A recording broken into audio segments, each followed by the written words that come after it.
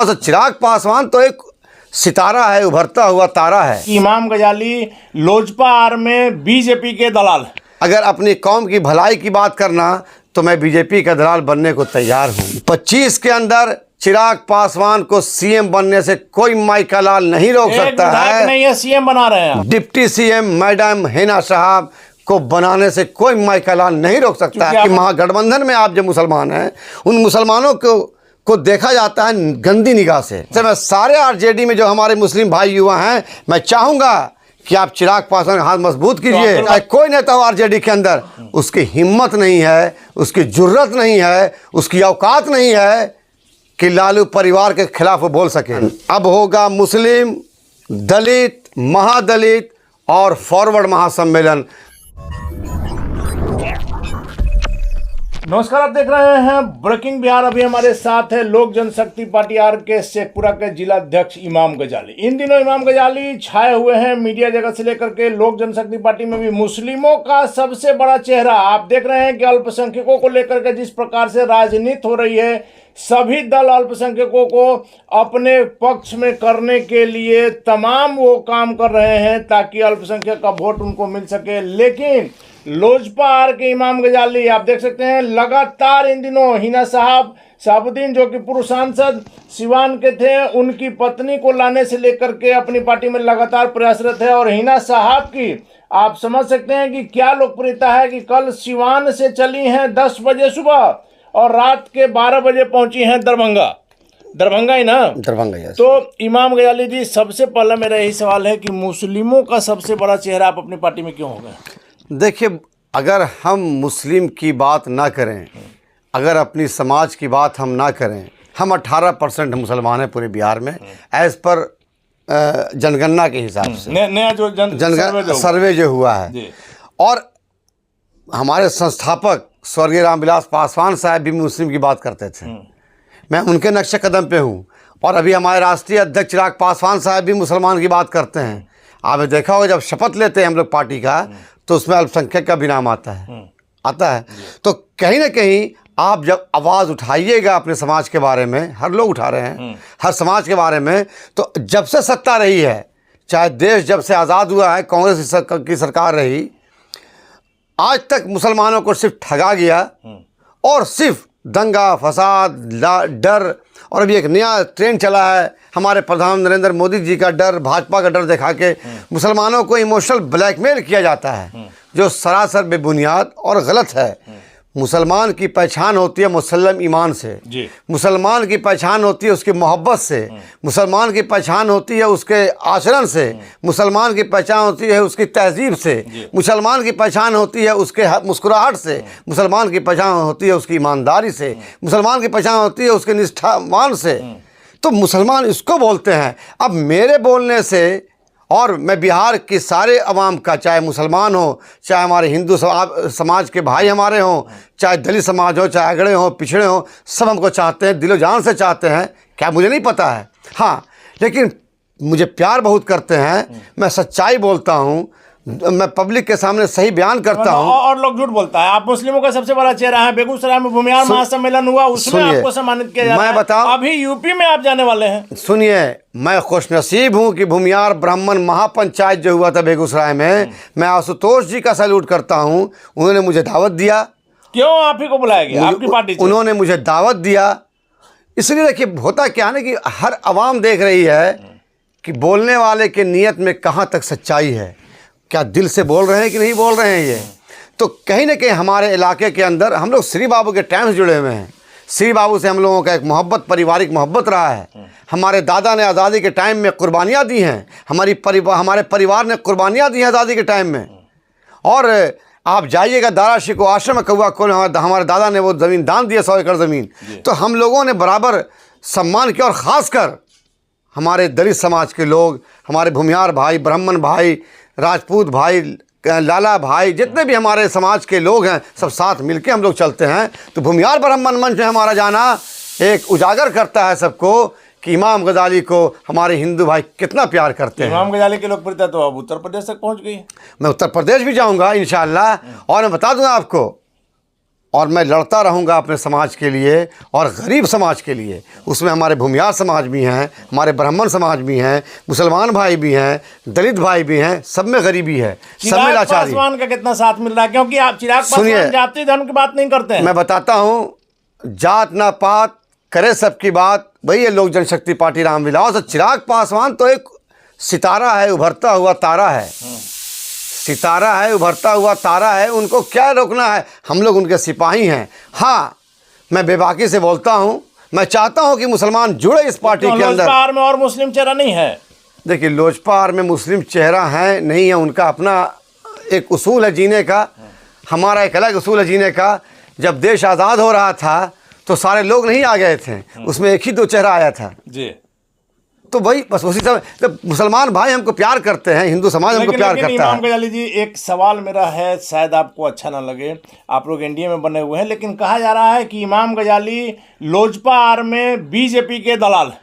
मैं बता दूं, अगर मुझे बीजेपी का दलाल बोला जा रहा है, अगर अपनी कौम की बात करना बीजेपी की दलाली है, अगर अपनी कौम की भलाई की बात करना, तो मैं बीजेपी का दलाल बनने को तैयार हूं।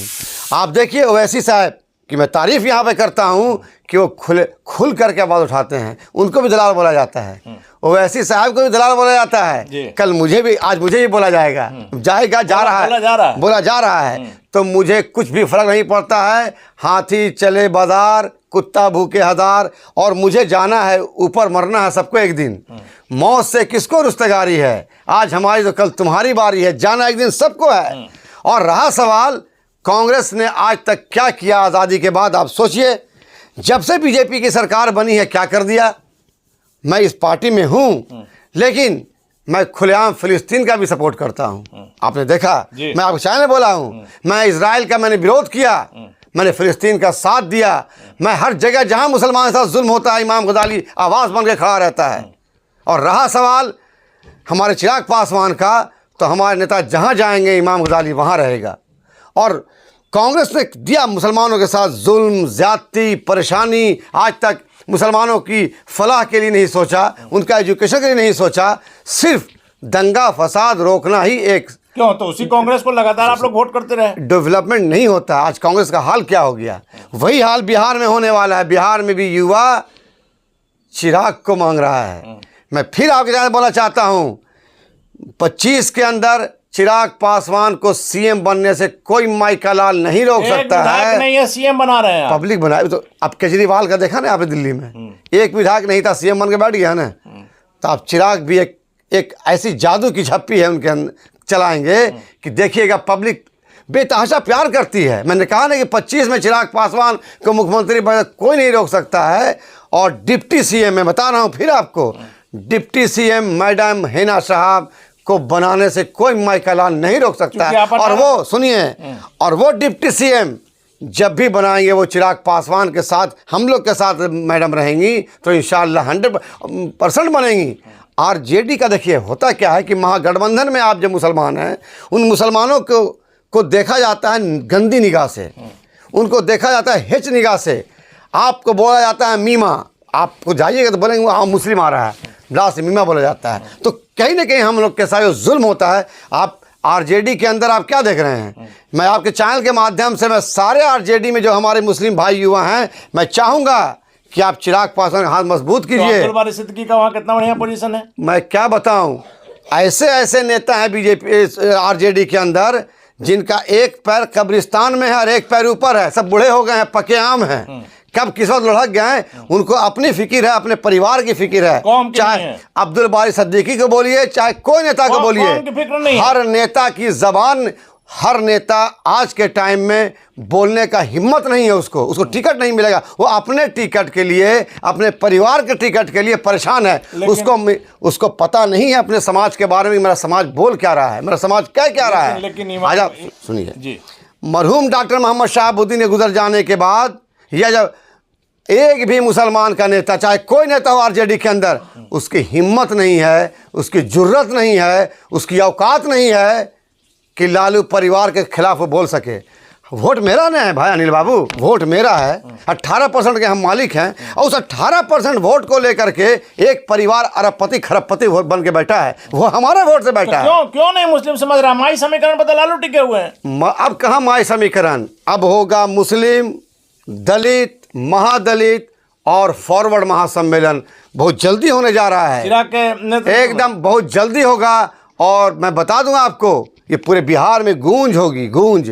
लोग जब जाएंगे तो नहीं, माई समीकरण तो एक बहाना है, एक झुनझुन्ना है। मैंने कहा ना, जितने नेता उसके अंदर एमएलए और एमपी हैं, उनको बोलिए अपने एरिया में जा करके सही से मुसलमान के हक की बात नहीं करते हो, दलित की बात नहीं करेंगे, हमारे भूमियार ब्राह्मण समाज जो गरीब बेचारे हैं, राजपूत भाई हमारे जो गरीब बैठे हैं, उनकी बात नहीं करेंगे। उनको अपनी चिंता है, उनको सिर्फ मोदी ऐसे बोला, मोदी ये बोला, मोदी वो बोला। अरे लेकिन मोदी का खौफ तो मुस्लिमों में है, आप नो, कोई ये गलत बयान है। मोदी का कोई खौफ मुस्लिम का, मोदी का खौफ वही बनाता है जो चापलूस होता है। मोदी जी का खौफ वही कहता है जिसका ज़मीन नहीं है, उसकी औकात नहीं है कि बिना, आप उसको बोलिए कि मोदी जी के के खिलाफ बोल के वोट लेके आता है, वो उसका औकात नहीं है कि जिस दिन वो खिलाफ नहीं बोलेगा उसको वोट नहीं मिलेगा। 2024 के चुनाव में मुसलमानों का वोट मोदी जी को मिलेगा? 2024 में वोट मुसलमानों का 100% मिलेगा मोदी जी को। अब मोदी जी ने देखिए क्या किया, कांग्रेस के टाइम में ज़्यादा दंगा हुआ पूरे हिंदुस्तान में, आज के टाइम में कहाँ दंगा हुआ। फिर आप बोलिएगा कि हमको बीजेपी का दलाल बोलेगा मुसलमान लोग। दलाल बोलना मंजूर है, दलाल वो आप बोलो मुझे, ओवैसी साहब को भी लोग दलाल बोलते हैं। वो अपनी हक, अब देखिए अपनी कौम की बात आप देख, जो उठाएगा मैं उसके साथ रहूँगा ज़रूर। देखिए जिस तरह से भूमियार ब्राह्मण महासम्मेलन काइस, कोयरी, पासवान, यादव, तो भाई हम मुसलमान हैं तो हमारा सम्मेलन क्यों नहीं, हमारी यूनिटी क्यों नहीं, हमारा क्यों नहीं? हम क्या दिन भर हम बंधुआ मजदूर बन के बैठे रहेंगे? आपके बंधुआ मजदूर बन के बैठे रहिए आप। मैं बता दूं, और महागठबंधन या आरजेडी के अंदर मुसलमान ठगा महसूस कर रहा है, वो तलाश में है कि हम कहाँ जाएं। लेकिन एक और बड़ा सवाल है, जिसको आप उप मुख्यमंत्री बना रहे हैं, पार्टी में तो अभी आई नहीं है 18%। मैं क्या बोलूं, देखिए लगातार आप प्रयास कर रहे हैं, कब तक हिना साहब आएंगी? मैडम बहुत जल्दी आएंगी। और मैं बता दूं, आपने देखा दरभंगा से मैडम निकली, सिवान से मैडम निकली थी 10 बजे सुबह में, दरभंगा पहुंचती हैं 12 बजे रात के बाद। आप सोचिए कि सिवान से दरभंगा के बीच की दूरी तय करने में उनको कितना वक्त लगा। सोचिए जगह हुजूम, 2000 गाड़ी से ऊपर उनके साथ काफिला, और बिना बुलाए मोहब्बत में लोग बेताब थे। वो झांसी की रानी निकल चुकी है। 18% वोट उनका खुद का, उनका 18% छोड़ दीजिए, उनके साथ भूमियार समाज भी हैं, ब्राह्मण समाज भी हैं, दलित समाज भी हैं, महादलित समाज भी हैं, राजपूत समाज भी हैं, लाला समाज भी हैं, तेली समाज भी हैं, बनिया समाज भी हैं, जितने समाज हैं मतलब सब लोग हैं, सब समाज हेना साहब के साथ हैं। और हेना साहब को सब लोग एक झांसी के रानी के टाइप में रूप में देख रहा है कि आप बिहार को आप लोग आज़ाद कब कीजिएगा। मैंने कहा था ना, एक तरफ बापू सभागार में चिराग पासवान की हुंकार है, दूसरी तरफ दरभंगा में हिना साहब की हुंकार है। तो दोनों ने मिलकर पूरे बिहार को 28 तारीख को दिखा दिया कि मैं भी कुछ हूँ। मेरे भाई 18% मुसलमान हम हैं। अगर सब मिल गए हम लोग, भूमियार, ब्राह्मण, काइस, लाला, तेली, बनिया, जितने लोग, महादलित, दलित, मुसलमान, तो फिर नज़ारा क्या होगा अनिल बाबू? नज़ारा तो वो होगा जिस परिवार ने हम लोगों का वोट लिया, जो परिवार हमारे वोट पे अरबपति क्या खरबपति बन के बैठा है, उसका 10 पुष्प बैठ के खा सकता है। पहले क्या था और अब क्या देखिए। हमारे वोट से आप तो पैसे वाले हो गए, धनवान हो गए, और फिर हम ही को आप पैर की धूल समझते हैं। मुसलमान सम्मेलन होता है, एक मुसलमान को जगह नहीं मिलता है महागठबंधन में। आगे में मुसलमान का नाम है पिछलग्गू। अगर पिछलग्गू मुसलमान रहिएगा तो मैं बाखुदा बताता हूँ आप चैनल के माध्यम से, जिस दिन इमाम गजाली को अगर इज़्ज़त नहीं कहीं मिलेगी, मैं मुसलमान समाज से आता हूँ, मैं मुस्लिम समाज से आता हूँ, मैं मुस्लिम की आवाज़ बुलंद करता हूँ, मैं तारीफ़ करता हूँ चिराग पासवान साहब का, वो हमको मान सम्मान देते हैं और मुखर होकर मैं बोलता हूँ। कभी आज तक नहीं हमको बोला कि आप क्या बोलते हैं। हाँ, मैं बोलता हूँ, अपने समाज के बारे में बोलता हूँ, ताकि समाज को समझ में बात आए कि आपको जो ठगा गया है, आपके साथ जो जुल्म हुआ है, आज चिराग पासवान निकलते हैं तो लोग का हुजूम रहता है। तो चिराग आपको इसलिए सम्मान दे रहे हैं कि आप 18% हैं। चिराग ऐसे भी सम्मान देते हैं, वो 18% की बात नहीं है, एक मिजाज है, खुश मिजाज है, वो सबका सम्मान देते हैं, चाहे 18% हो चाहे 1% हो, वो सम्मान चिराग पासवान सबको देते हैं। आप देखिए मैडम हिना साहब पहली बार निकली सिवान से, आप सोच सकते हैं जब चिराग पासवान निकलते हैं बिहार में तो कितनी हुजूम होती है युवाओं की। कल जब हिना साहब निकली उसमें सिर्फ मुसलमानों की भीड़ नहीं थी, उसमें भूमियार समाज भी थे, ब्राह्मण समाज भी थे, उसमें काइस भी थे, उसमें तेली भी थे, उसमें सारे दलित महादलित समाज, सारे लोग का एक गंगा जमनी तहजीब का वो एक जलसा था, समझिए एक सम्मेलन था, एक महाकुंभ था। तो उस सम्मेलन को और हिना साहब ने साबित कर दिया पूरे बिहार में, और महागठबंधन की नींद उड़ा दिया उन्होंने। महागठबंधन से मोह भंग हो रहा है मुस्लिमों का, मोह भंग हो गया। अब मुसलमान क्या है मैं क्या बताऊं आपको, जो उसके अंदर मुसलमान बैठे हैं जिनका डेट एक्सपायर कर गया उनको भी अभी टिकट चाहिए, वो युवा को देखना चाहते नहीं मुसलमान के। चिराग सिर्फ युवा को आगे कर, हाँ उसमें यही है, जितना बूढ़ा जिनका डेड पर्सनालिटी है महागठबंधन में या आरजेडी में, जो डेड पर्सनालिटी जिनका कोई एरिया में पूछ नहीं, जो चलते हैं तो लंगड़ा के चलते हैं, एक पैर कब्रिस्तान में एक पैर ऊपर, तो उनको क्या, उनको अपना फिक्र है, अपने बाल बच्चों का फिक्र, अपने दामाद का, अपने चिंता नहीं, उनको फिक्र है अपने दामाद का, अपने बेटी का, अपने बेटों का, अब बेटा के साला का, साला के साला का, उनको फिक्र अपने परिवार का मेरा मजबूत कब। एक आम मुसलमान के बारे में वो इंसान कभी सोच नहीं, जो महागठबंधन में मुसलमान है कभी नहीं सोचेगा आम मुसलमान के बारे में, उसको अपना मत। आप देखते इतना मुसलमान में जुल्म होता है, शहाबुद्दीन मोहम्मद मरहूम शहाबुद्दीन साहब पर हुआ, आज देखिए मेरा मजलूम भाई मेरा ओसामा साहब जेल में आज बेचारा है।